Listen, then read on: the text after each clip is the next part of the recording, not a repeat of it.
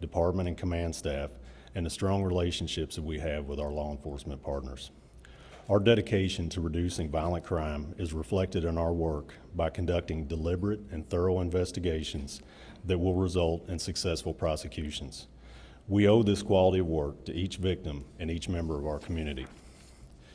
The work that our detectives, agents, and analysts within the non-fatal shooting unit did on this investigation makes me proud to work alongside of them every day and to be part of the Louisville Metro Police Department. This is the quality of work that I've come to expect of our unit, and Louisville is a better place because of them. With that, I would like to introduce Detective Brad Russell. Detective Russell is the lead investigator for this case. I'm proud of the work he's done and glad to have him as a member of the unit.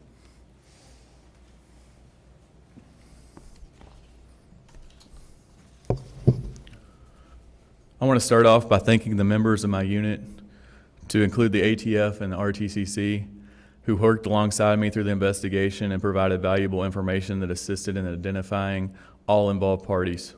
I'd also like to thank the members of the community who provided crime tips. They were essential in the investigation. And at this time, I'd like to turn it over to the ATF. All right, good morning. My name is AJ Gibbs. I'm the Assistant Special Agent in charge of ATF's Louisville Field Division. I oversee ATF's criminal investigations here in Louisville, as well as our Crime Gun Intelligence Center. More than ever, ATF is committed to protecting the communities from violent crime. In Louisville, we do that by partnering with LMPD and other law enforcement partners to identify criminals who use firearms to hurt others, as this is the case for one little girl named Onyx Sands. Last month, Onyx was with members of her family traveling in a vehicle when she was shot and critically injured in an act of gun violence. Through the selfish act of others, her life and the lives of her family have been affected forever. Despite the obstacles that Onyx now faces, this little girl has shown tremendous spirit and bravery. Onyx's mother put it best that Onyx is a perfect little girl. ATF and LMPD recognize that Onyx's case is not just an isolated incident, as others in the community are faced with violent crime every day. With a strong commitment in protecting our community, earlier this year, LMPD established the new non-fatal shooting unit. As a result, ATF dedicated special agents, crime gun analysts, as well as other resources, including NIBIN ballistic technology and firearms tracing, to support LMPD in this effort. As you've heard today, arrests were made in the conduct surrounding the shooting of Onyx. Additionally, ATF, with support from LMPD and the U.S. Attorney's Office, was able to bring forth federal charges against one of the subjects in this case. Jonathan Rivera was charged for violating federal firearms laws. In last month, he was charged, indicted by a federal grand jury, and now faces trial coming forward. I wish to share my gratitude for the efforts of the men and women of LMPD, ATF, and the non-fatal shooting unit and their work in this case.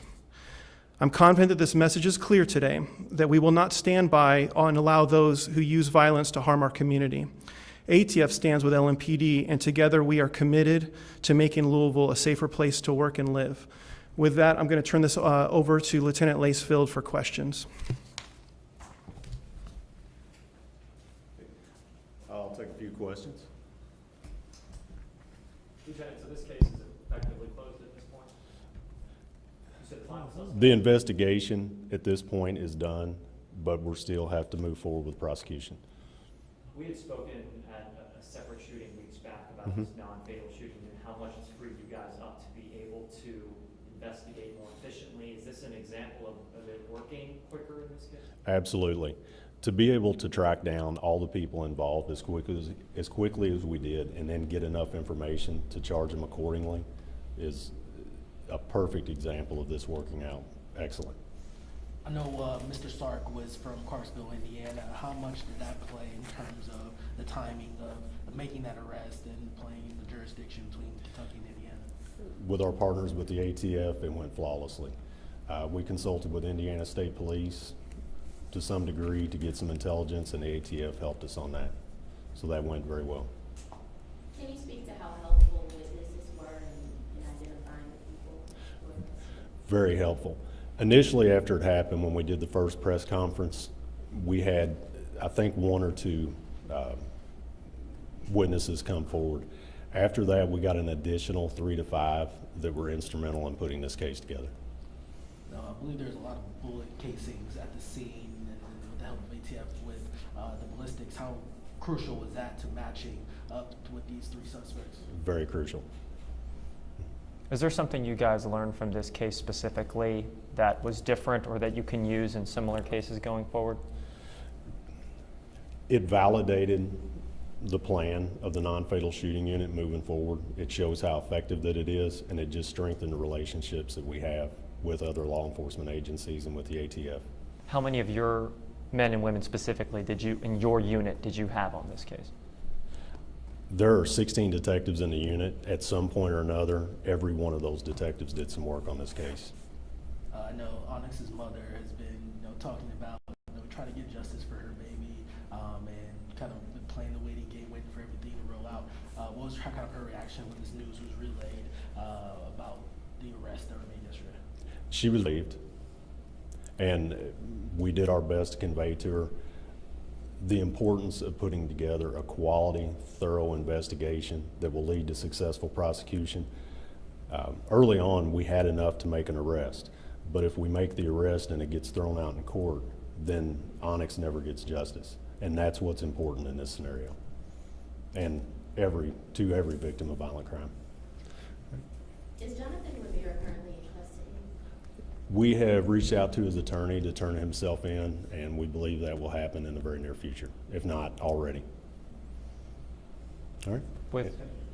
And I'll get permission for this with Lieutenant Colonel Bates here. Is he able to give any update on the Southern Lounge investigation? No, this is about this. Yeah, I just wanted to ask. Appreciate you. All right. Thank you all. Thank you.